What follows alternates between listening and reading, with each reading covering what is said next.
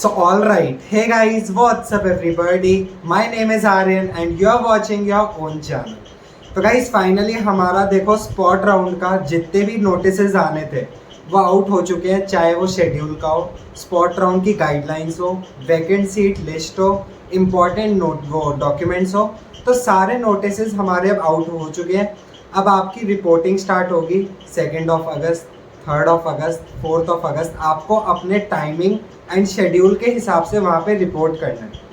देखो आज की वीडियो में मैं आपके एक तो जितने भी कमेंट्स हैं ना, कमेंट्स में कॉमन डाउट्स हैं वो क्लियर करने वाला हूँ, खुद रीड करूँगा एंड देन उसको सॉल्व करूँगा। देखो अब इतने सारे कमेंट्स हो जाते हैं, सबको एक साथ रिप्लाई देना तो पॉसिबल नहीं है। इंस्टा पे भी बहुत सारे टेक्स्ट्स आ रहे हैं, उनमें भी थोड़ा टाइम लग रहा है, बट मैं धीरे धीरे रिप्लाई कर रहा हूँ। तो आप वहाँ जाके भी डाउट पूछ सकते हैं, कमेंट में भी पूछ सकते हैं। इंस्टा आईडी डिस्क्रिप्शन में आपको मिल जाएगी। तो आज की वीडियो में मेरे हिसाब से आपके ऑलमोस्ट सारे डाउट्स क्लियर होने वाले जितने भी थे।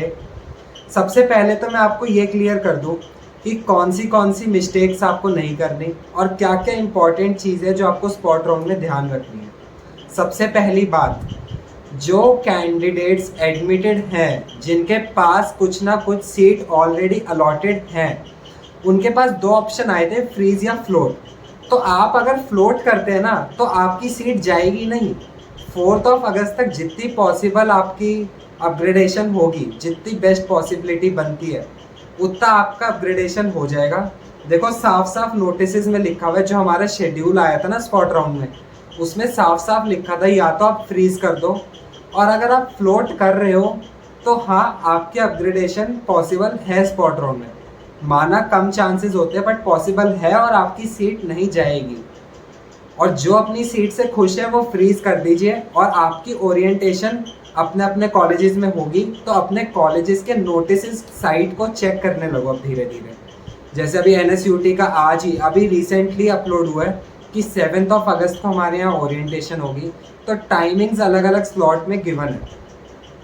अब अगर किसी को नोटिस नहीं मिल रहा है NSUT वाला, तो मैं नीचे टेलीग्राम चैनल आपको डिस्क्रिप्शन में मिल जाएगा, वहाँ पे मैं उसका अपलोड कर दूंगा, तो आप वो भी जाके चेकआउट कर सकते हैं, टेलीग्राम चैनल को सब्सक्राइब कर सकते हैं। अब अगला डाउट ये आता है कि भैया DD किस नाम से बनवाना है। DD तो ऑब्वियसली वहाँ गिवन है कि जैक दिल्ली 2023 एडमिशन फ़ी के नाम से। शायद आप एक बार कंफर्म कर लेना। देखो हर चीज़ कंफर्म कर लिया करो, ये तो मैं आपको बता रहा हूँ वीडियो में, आपको एक आइडिया दे रहा हूँ, बट आप जाके एक बार जैक दिल्ली की साइट पे चेक ज़रूर कर लिया करो। बाकी जो मैं आपको इन्फॉर्मेशन दे रहा हूँ वो एकदम ऑथेंटिक है, 100% है। मैं आपको खुद ही एक बार वहाँ पे देख के बताता हूँ, मतलब नोटिस पहले खुद अच्छे से रीड करता हूँ, वेरीफाई करता हूँ जैक दिल्ली में, देन आपके साथ शेयर करता हूँ। ओके, तो आप फॉलो कर सकते हैं, कोई इशू वाली बात नहीं है यहाँ पे। फिर आप बात कर लेते हैं कि मान लो चलो DD तो मैंने आपको बता दिया कि किसी भी बैंक से आप बनवा सकते हो, बट नाम आपका जैक दिल्ली के नाम से उसके होना चाहिए। बाकी पेएबल एट कहीं भी हो, बट मेन वो है डाउट आपका कि किस नाम से हो, वो मैंने क्लियर कर दिया। ठीक है, अगला डाउट ये होता है कि कैंडिडेट प्रोफाइल कैसे डाउनलोड करनी है। देखो रजिस्ट्रेशन फॉर्म लिखा है, उसको हम कैंडिडेट प्रोफाइल कहते हैं, और वहाँ पे लिखा है कि 29 जुलाई के बाद जो प्रिंटेड होगा वो आपको प्रिंट करा के निकालना है। देखो वहाँ पे कहीं भी मेंशन नहीं होगा कि किस डेट पे आपने प्रिंट करा, वो डेट मेंशन होगी जिस दिन आपने जैक दिल्ली में रजिस्टर किया था। ये डेट मेंशन नहीं होगी कि कब आपने इसको प्रिंट किया है। तो इसलिए आपको बस प्रिंट कर लेना और उसको लेके आना है उसकी कॉपी को, कोई इशू वाली बात नहीं है उसमें, समझ गए। फिर एक डाउट आपका ये भी आता है कि यार हमारी कैटेगरी ये है, ठीक है, मान लो जनरल कैटेगरी है, तो क्या जो पिछली कैटेगरीज हैं उनसे कन्वर्ट होते होते वो मान लो जैसे OBC है, ओके, अब OBC जो शिफ्ट होगी वो आपकी नेक्स्ट डे जनरल में हो जाएगी, समझ रहे हो। तो लास्ट डेट हमारी जनरल के लिए रखी जाती है, क्योंकि सारी सीट्स कन्वर्ट होते होते होते नेक्स्ट टू नेक्स्ट कैटेगरी वो लास्ट में जनरल में, क्योंकि जनरल की पॉपुलेशन सबसे ज़्यादा है ना। ओके, तो ये तो थे कुछ मेन डाउट्स स्पॉट राउंड से रिलेटेड। अब आपको क्या मिस्टेक नहीं करनी, बेसिकली आपको अपने डॉक्यूमेंट सारे सही से लेके जाने हैं, जैसे जो मेंशन्ड है वो तो लेके जाना ज़रूर, साथ में कुछ एक्स्ट्रा भी ले जाना, फॉर एग्जांपल फ़ोटोग्राफ्स हो गई, अपनी 5-6 फोटोग्राफ्स ले जाना, आधार कार्ड ले जाना, उसकी फ़ोटोकॉपी ले जाना, अपना जेई का एडमिट कार्ड और रिज़ल्ट दोनों का कॉपी लेके जाना। देखो वहाँ पे मेंशन नहीं है, बट लेकिन वहाँ पे नीड पड़ सकती है, इसलिए मैं कह रहा हूँ उस चीज़ को लेके ज़रूर जाना। मेडिकल सर्टिफिकेट भी बहुत लोग पूछ रहे थे, ये भी बहुत इंपॉर्टेंट है, ये भी लेके जाना ज़रूरी है।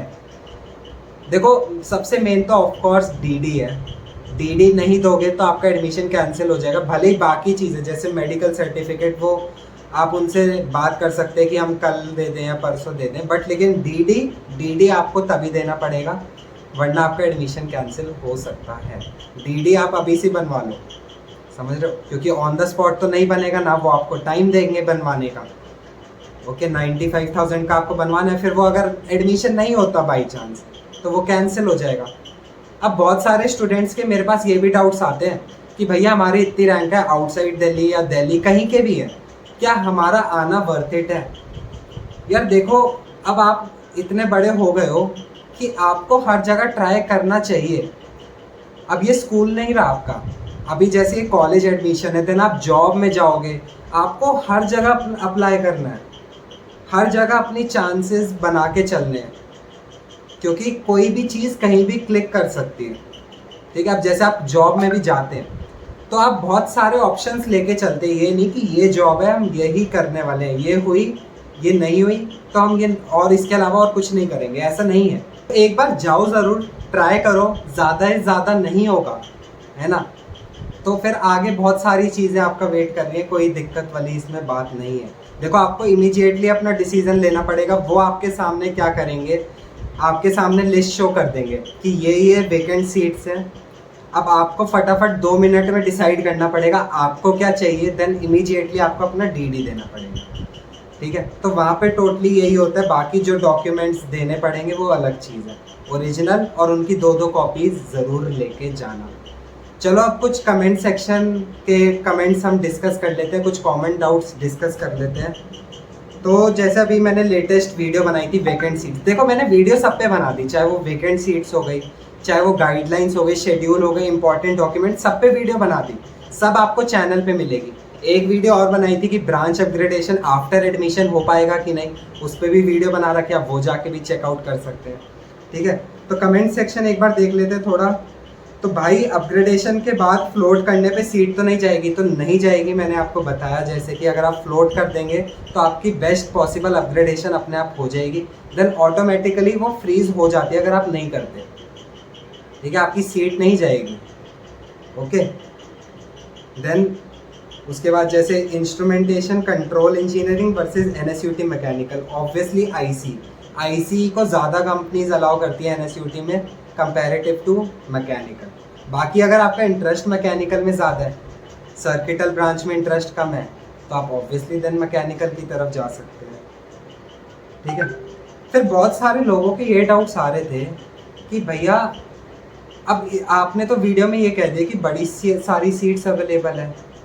देखो मैं पहले बता रहा हूँ, ये जो सीट्स अवेलेबल है ना सारी, ये मैंने जनरल को देख के बनाई है। ठीक है, बाकी कैटेगरीज में उतनी अवेलेबल नहीं है, बट जनरल में पिछले से पिछले साल सिर्फ 1 या 2 सीट्स वैकेंट होती थी बायोटेक में, समझ रहे हो, इतनी सीट्स वैकेंट नहीं होती थी। इस बार जितनी आई है, मतलब ठीक है उतना चेंज नहीं आया, बट लेकिन इतना मेरे को एक्सपेक्टेड नहीं था इस बार कि इतनी भी आएगी, मैंने उस वे में बोला है, समझ रहे हो। बट लेकिन आपको एक बार जाके ट्राई ज़रूर करना चाहिए, क्योंकि ये seats, number of seats increase ही होगी। जैसे 12 बायोटेक्नोलॉजी है तो वो इंक्रीज होके 15 या 20 ही होगी, क्योंकि बहुत सारे कैटेगरीज, बाकी कैटेगरीज की सीट्स पक्का वेकेंट रहने वाली है। ओके, अब जैसे बहुत सारे कंपैरेटिव डाउट्स आए हैं कि भैया हमें ये लेनी चाहिए या ये ब्रांच लेनी चाहिए। ऑफ कोर्स जिसमें आपका इंटरेस्ट है पहले वो देखो, देन कॉलेज वो प्रेफर करो अगर आपको सेम ब्रांच मिल रही है तो जो आपके घर के नज़दीक है और जहाँ पे आपको देन प्लेसमेंट अपॉर्चुनिटीज़ ज़्यादा मिल रही है।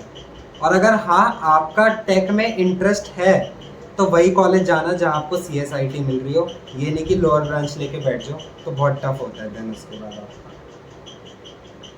देन ईस्ट वेस्ट कैंपस के हॉस्टल के बारे में लोग पूछ रहे थे, तो आपको अभी PG करना पड़ेगा, अभी हॉस्टल्स रेडी नहीं हुए ईस्ट वेस्ट NSUT के। ओके, अब फिर बहुत लोग पूछ रहे थे भैया चॉइस फिलिंग क्या भरनी है स्पॉट राउंड की। आपको चॉइस फिलिंग नहीं भरनी।